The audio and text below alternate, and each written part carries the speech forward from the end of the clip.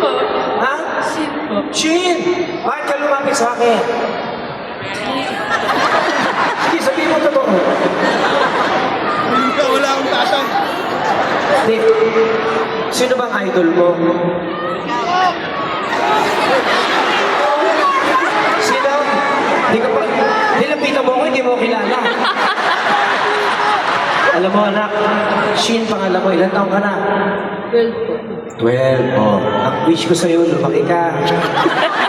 Kasi ganyan ako, 27 na ako noon.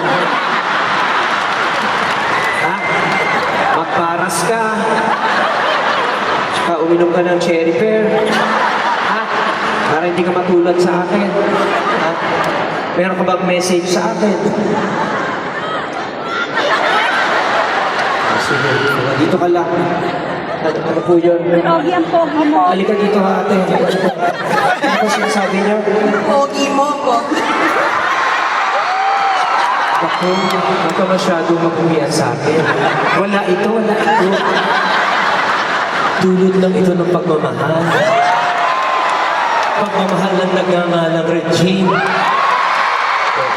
Ano ka masabi mo? Ang ganda ni Richard Velasquez. Hindi, yung sinabi mo kanina. Ano sabi mo kanina? Ang pogi mo. Kapal na salamin mo. Ano po bang grado niya? 75 tsaka 150. 75 tsaka 150. Ano ba ba?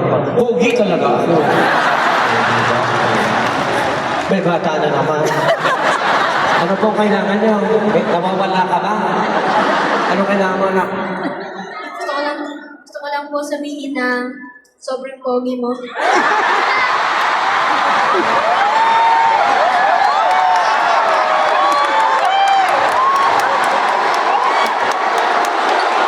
Huwag mo sabihin na namin.